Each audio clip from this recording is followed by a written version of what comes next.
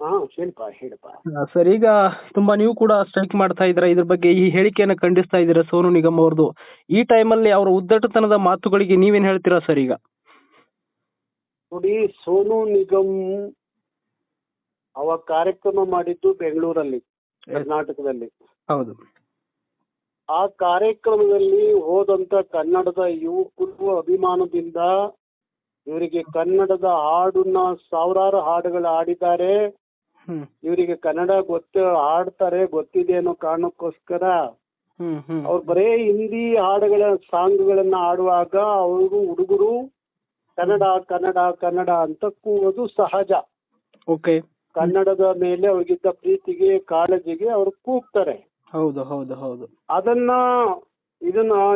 ಈ ವಿಚಾರವನ್ನ ಇಲ್ಲ ಕನ್ನಡ ಹಾಡ್ತೀನಿ, ಒಂದು ಹಾಡು ಹಾಡ್ತೀನಿ ಅಂತ ಹೇಳಿ ಹಾಡಿದ್ರೆ ಆಗಿತ್ತು. ಹೌದು ಹೌದು. ಯಾಕಂದ್ರೆ ಆ ಬಾಲಿವುಡ್ ಸಿನಿಮಾ ರಂಗ ಅವ್ರನ್ನ ಕೈ ಬಿಟ್ಟಾಗ ಅವ್ರ ಕೈ ಹಿಡಿದಿದ್ದು ಕನ್ನಡ ಚಿತ್ರರಂಗ. ಆರಂಭ ಮಾಡಿದ್ದು ಇಲ್ಲಿಂದಲೇ ಕೂಡ. ಇಲ್ಲಿಂದಲೇ. ಹಾಗಾಗಿ ಅವ್ರಿಗೆ ಮಲಯಾಳಂ ಅಲ್ಲಿ ಹಾಡುವಾಗ ಬರೀ ಕೇವಲ ಅವ್ರಿಗೆ ಕೊಡ್ತಾ ಇದ್ದು 75,000 ಒಂದು ಸಾಂಗಿಗೆ. ಹೌದು. ಆದ್ರೆ ಕನ್ನಡ ಚಿತ್ರರಂಗದಲ್ಲಿ ಹಾಡಕ್ಕೆ ನಮ್ಮ ನಿರ್ಮಾಪಕರು ಕೊಟ್ಟಿದ್ದು ಒಂದು ಹಾಡಿಗೆ 4 ಲಕ್ಷ ರೂಪಾಯಿ. ಹಾಗಾಗಿ ಬಾಲಿವುಡ್ ಅಲ್ಲೂ ಸಹ ಕೆಲಸ ಇದ್ದಾಗ ಅವರಿಗೆ ಕೈ ತುಂಬಾ ಕೆಲಸ ಕೊಟ್ಟು ಕೈ ತುಂಬಾ ಹಣ ಕೊಟ್ರು. ಹೌದು. ಅದು ಸಾಮಾನ್ಯ ಕೃತಜ್ಞತೆ ಇರಬೇಕಾಗಿತ್ತು, ಋಣ ಅಂತ ಅನ್ಕೋಬೇಕಾಗಿತ್ತು. ಬೆಂಗಳೂರಲ್ಲಿ ನಡೆದಂತ ಕಾರ್ಯಕ್ರಮದಲ್ಲಿ ಕನ್ನಡ ಹಾಡಿ ಅಂತ ಕೇಳಿದಕ್ಕೆ ಅದಕ್ಕೂ ಕಾಶ್ಮೀರದ ಭಯೋತ್ಪಾದನೆ ಆಗಿದ್ದಕ್ಕೂ ಏನ್ ಸಂಬಂಧ? ಕಾಶ್ಮೀರದ ಭಯೋತ್ಪಾದನೆ ಮಾಡದ ರೀತಿಗೆ ಇದನ್ನ ಲಿಂಕ್ ಮಾಡಿ ಹಿಂಗ್ ಕೇಳಿದ್ದಕ್ಕೆ ಕಾಶ್ಮೀರದಲ್ಲಿ ಅವತ್ತು ಭಯೋತ್ಪಾದಕರು ಹೊಡೆದಾಕಿದ್ದು ಅನ್ನೋ ರೀತಿಯಲ್ಲಿ ಬಿಂಬಿಸುವ ಮುಖಾಂತರ ಕನ್ನಡಿಗರನ್ನ ಒಂದು ರೀತಿಯ ಭಯೋತ್ಪಾದಕರು ಅನ್ನುವ ರೀತಿಯಲ್ಲಿ, ಕನ್ನಡಿಗರನ್ನ ಕೆರಳಿಸುವ ರೀತಿಯಲ್ಲಿ ಅವರ ಹೇಳಿಕೆ ಹೇಗಿತ್ತು, ಅವ್ರ ವರ್ತನೆ ಹೇಗಿತ್ತು ಅವ್ರದ್ದು ಅಂದ್ರೆ ನನಗೆ ಅನಿಸ್ತು ಅವನು ಒಬ್ಬ ಸಾಂಸ್ಕೃತಿಕ ಭಯೋತ್ಪಾದಕನ ಅಂತ ಹೇಳಿ ಅವನ್ ನೋಡಿದಾಗ ಅವನ ಭಾವನೆಗಳು ವ್ಯಕ್ತವಾದಾಗ ನನಗೆ ಅನ್ಸಿದ್ದು ಇವನು ಒಬ್ಬ ಸಾಂಸ್ಕೃತಿಕ ಭಯೋತ್ಪಾದಕ ಅಂತ ಅನಿಸ್ತು. ಹಾಗಾಗಿ ಇಂಥ ಒಬ್ಬ ಅರೆ ಹುಚ್ಚನ್ನ ಕರ್ಕೊಂಬಂದು ಕನ್ನಡ ಚಿತ್ರರಂಗದವರು ಅವ್ರಿಗೆ ಅವಕಾಶ ಕೊಟ್ಟು ಕೈ ತುಂಬಾ ಹಣ ಕೊಟ್ಟು ಅವನು ಕನ್ನಡ ಸಿನಿಮಾಗಳಲ್ಲಿ ಆಡಿಸಿ ಅವ್ರಿಗೆ ರತ್ನ ಕಂಬಳಿ ಹಾಸಿ ಕೂರ್ಸೋದ್ ಬದ್ಲಿಗೆ ಇವತ್ತು ಕರ್ನಾಟಕದಲ್ಲೇ ಗಾಯಕರಿಗೇನು ಕೊರತೆ ಇಲ್ಲ. ಒಂದು ಕಾಲಕ್ಕೆ ಕೊರತೆ ಇತ್ತು, ಈಗ ಕೊರತೆ ಏನಿಲ್ಲ. ಅಗಾಧವಾದಂತ ಪ್ರತಿಭೆಗಳು ಕನ್ನಡದಲ್ಲಿ ಇದ್ದಾರೆ ಈಗ. ಹೌದು ಹೌದು ಹೌದು. ನೂರಾರು ಜನ ಗಾಯಕರುಗಳಿದ್ದಾರೆ. ಸೋನು ನಿಗಮ್ ಅವ್ರ ಅಪ್ಪನಂಗ ಹಾಡುವಂತ ಗಾಯಕರು ಕನ್ನಡದಲ್ಲಿದ್ದಾರೆ. ಹೌದು ಹೌದು. ಅವ್ರಿಗೆ ಅವಕಾಶ ಕೊಡದೆ ನಮ್ಮ ಚಿತ್ರರಂಗ ಅವನ್ನ ತಗೊಂಬಂದು ಇಲ್ಲಿ ಆಡಿಸಿ ದುಡ್ಡು ಕೊಟ್ಟು ಕನ್ನಡಿಗರನ್ನ ಬಯಸುವಂತ ಕೆಲ್ಸಕ್ಕೆ ಇವರು ಇಳಿದ್ರೆ ಇದನ್ನ ಸಹಿಸ್ಕೊಳ್ಬೇಕು ಕನ್ನಡಿಗರು ಅಂದ್ರೆ ಸಾಧ್ಯ ಇಲ್ಲ. ಹಾಗಾಗಿ ಅವನ ಮೇಲೆ ಕರವೇ ಮೊಕದ್ದಮೆಯನ್ನ ಹೂಡಿದ್ದಾಯ್ತು, ಅವನ ಮೇಲೆ FIR ಆಗಿದ್ದಾಯ್ತು. ನಾನು ಈಗ ಇವತ್ತೊಂದು ಪ್ರತಿಭಟನೆಯನ್ನು ಮಾಡುದು ಫ್ರೀಡಂ ಪಾರ್ಕ್ ನಲ್ಲಿ ಭಾರಿ ಬೃಹತ್ ಮಟ್ಟದ ಪ್ರತಿಭಟನೆ. ನಾನು ಆ ಸಂದರ್ಭದಲ್ಲಿ ಹೇಳಿದೆ, ನೀವು ಯಾವುದೇ ಮುಲಾಜ್ ಕೊಡದಲ್ಲೇ ಅವನು ಯಾವುದೇ ದೇಶದ ಯಾವುದೇ ಭಾಗದಲ್ಲಿ ಇದ್ರೂ ಚಿಂತೆ ಇಲ್ಲ, ಒಂದು ಪೊಲೀಸ್ ನಿಯೋಗ ಅವನ್ನ ಬಂಧಿಸಿ ಕರ್ಕೊಂಡು ತರಬೇಕು, ಅವನು ಕಟ್ಕಟ್ಟಿಯಲ್ಲಿ ನಿಂತ್ಕೋಬೇಕು.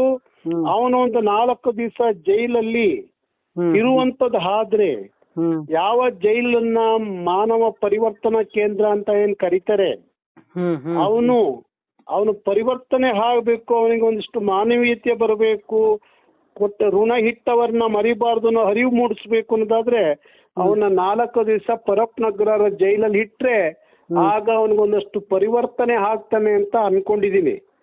ಹಾಗಾಗಿ ಅವನ್ನ ಪೊಲೀಸ್ನವ್ರು ಯಾವುದೇ ಮುಲಾಜಿಲ್ದಲೆ ಅವನ್ನ ತಕ್ಷಣ ಬಂಧಿಸ್ಬೇಕು ಅಂತ ಹೇಳಿ ಗೃಹ ಸಚಿವರನ್ನ ಮತ್ತೆ ಪೊಲೀಸ್ ಇಲಾಖೆಯನ್ನ ನಾನು ಒತ್ತಾಯ ಮಾಡಿದ್ದೀನಿ. ಹಾಗಾಗಿ ನಾವು DG ಮತ್ತು IG ಅವ್ರಿಗೂ ಸಹ ಪತ್ರವನ್ನ ಕೊಟ್ಟಿದ್ದೀವಿ. ಹಾಗಾಗಿ ಬಹುಶಃ ಅವನ ಮೇಲಿರೋದು ರಾಷ್ಟ್ರದ್ರೋಹದ ಸೆಕ್ಷನ್ ಹಾಕಿರುವಂತದ್ದು. ಅವನಿಗೆ ಬಂಧಿಸಿದ್ರೆ ಅವನಿಗೆ ಸದ್ಯಕ್ಕೆ ಒಂದು ವಾರನಾದ್ರೂ ಜೈಲಲ್ಲಿ ಇರ್ಬೇಕಾಗತ್ತೆ, ಅವನಿಗೆ ಬೇಲ್ ಸಿಗಲ್ಲ. ಹಾಗಾಗಿ ಒಂದು 4 ದಿವಸ ಜೈಲಲ್ಲಿ ಇದ್ದು ಅವನು ಪರಿವರ್ತನೆ ಆಗಿ ಆಚೆಗೆ ಬರ್ಲಿ ಅನ್ನೋ ಕಾರಣಕ್ಕೋಸ್ಕರ ಕರ್ನಾಟಕ ರಕ್ಷಣಾ ವೇದಿಕೆ ಸರ್ಕಾರ ಮತ್ತು ಕರ್ನಾಟಕದ ಗೃಹ ಇಲಾಖೆಗೆ ನಾವು ಒತ್ತಡವನ್ನು ಹಾಕ್ತಾ ಇದೀವಿ. ಆದಷ್ಟು ಬೇಗ ಅವನು ಬಂಧಿಸಿ ಕರ್ಕೊಂಬನ್ನಿ ಅಂತ ಅವರಿಗೆ ಸರ್ಕಾರಕ್ಕೆ ಮನವಿ ಮಾಡ್ಕೊಳ್ತೀವಿ. ಇಷ್ಟು ಹೇಳಿದ್ರು ಕೂಡ ನಿಮ್ಮ ಕರ್ವೆ ಆಗ್ಲಿ ಅನೇಕ ಕನ್ನಡಿಗರು ಕ್ಷಮೆಗೆ ಒತ್ತಾಯ ಮಾಡ್ತಾರೆ. ಕ್ಷಮೆಗೆ ಒತ್ತಾಯ ಇದ್ರೆ ಮತ್ತೆ ವಿಡಿಯೋ ಮೂಲಕ ಬರ್ತಾರೆ, ಕನ್ನಡಿಗರು ಪುಂಡರು ಎನ್ನುವಂತ ಸ್ಟೇಟ್ಮೆಂಟ್ ಅನ್ನ ಕೊಡ್ತಾರೆ. ಅವಾಗ್ಲೂ ಕೂಡ ತಮ್ಮ ಹೇಳಿಕೆಯನ್ನ ಸಮರ್ಥನೆ ಮಾಡ್ಕೊಳ್ತಾರೆ ಸೋನು ನಿಗಮ್ ಅವರು. ಅವ್ರಿಗೆ ಎಷ್ಟು ಯಾವುದೇ ಭಯ ಇಲ್ಲ ಅಂತ. ಕ್ಷಮೆಗೆ ಅವಕಾಶ ಕೊಡ್ಬಹುದು, ಅವನ್ನ ಕೊಡಬಾರ್ದು. ಅವನ್ನ ಕಾಯಮ್ಮಾಗಿ ಕನ್ನಡದಿಂದ ನಿಬಂಧನೆಯನ್ನ ಅವನ ಮೇಲೆ ಏರ್ಬೇಕು. ಅವನು ಯಾವತ್ತೂ ಇನ್ನ ಕರೆದು ಅವನ್ನ ಕನ್ನಡ ಚಿತ್ರರಂಗದವರು, ನಿರ್ಮಾಪಕರು ಇರ್ಬೋದು, ಸರ್ಕಾರದ ಈವೆಂಟ್ಸ್ ಇರ್ಬೋದು, ಖಾಸಗಿ ಈವೆಂಟ್ಸ್ ಗಳಲ್ಲಾಗ್ಲಿ, ಕರ್ನಾಟಕ ಬರೋದಾಗ್ಲಿ, ಎಲ್ಲಕ್ಕೂ ನಿಬಂಧನೆಗಳನ್ನ ಹಾಕ್ಬೇಕು ಅವನ ಮೇಲೆ. ಅವನ್ನ ಯಾವುದೇ ಕಾರಣಕ್ಕೂ ಕನ್ನಡ ಸಿನಿಮಾಗಳಲ್ಲಿ ಆಡಿಸ್ಬಾರ್ದು. ಅವನು ಬೆಂಗಳೂರಿಗೆ, ಕರ್ನಾಟಕಕ್ಕೆ ಕಾಲಿಡಬಾರ್ದು. ಆ ರೀತಿಯಲ್ಲಿ ನೋಡ್ಕೋಬೇಕಾಗಿದೆ. ಅದಕ್ಕೋಸ್ಕರ ಕರ್ನಾಟಕ ರಕ್ಷಣಾ ವೇದಿಕೆ ನಾವು ಅವ್ರಿಗೆ ಕಾರ್ಯಕರ್ತರು ಶಬ್ದ ಮಾಡಿದೀವಿ. ಯಾವುದೇ ಅಕಸ್ಮಾತ್ ಕನ್ನಡದ ನಿರ್ಮಾಪಕರು ಏನಾದ್ರೂ ನಾಳೆ ಅವನ್ನ ಕರೆದು ಆಡಿಸೋ ಕೆಲ್ಸಕ್ಕೆ ಮುಂದಾದ್ರೆ ಅವರ ಸಿನಿಮಾಗಳು ಕರ್ನಾಟಕದ ನೆಲದಲ್ಲಿ ಓಡೋದು ಬಾರಿ ಕಷ್ಟ ಆಗುತ್ತೆ. ಈ ತರದ ಸ್ಟೇಟ್ಮೆಂಟ್ ಗಳನ್ನ ಕೊಡೋರಿಗೆ, ಯಾಕಂತಂದ್ರೆ ಪಾಕಿಸ್ತಾನದ ಉಗ್ರರು ಒಂದ್ ಕಡೆ ಆದ್ರೆ ಈ ಪಾಕಿಸ್ತಾನದ ಉಗ್ರರ ಮಾನಸಿಕತೆಯನ್ನು ಹೊಂದಿರತಕ್ಕಂಥವ್ರೇ ರಾಜ್ಯದಲ್ಲಿ, ದೇಶದಲ್ಲಿ ಇರುವಾಗ ಇವ್ರು ಎಲ್ಲರ ಮಟ್ಟಿಗೆ ಎಲ್ಲಿಗೆ ಹೋಯ್ತಂತ ಇಂತಹ ಒಂದು ಸ್ಟೇಟ್ಮೆಂಟ್ ಕೊಡುವಾಗ.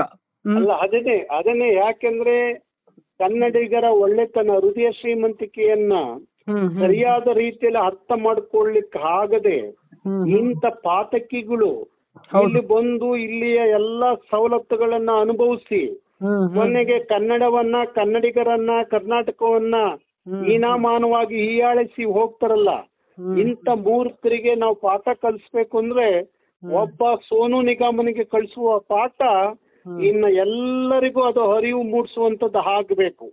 ಅದಕ್ಕೋಸ್ಕರ ಕನ್ನಡಿಗರು ಯಾವುದೇ ಕಾರಣಕ್ಕೂ ಈ ಘಟನೆಯನ್ನ ಸಹಿಸ್ಕೋಬಾರ್ದು. ಅವನು ಕ್ಷಮೆ ಯೋಚಿಸೋದು ಇಲ್ಲಿ ಮುಖ್ಯ ಅಲ್ಲ.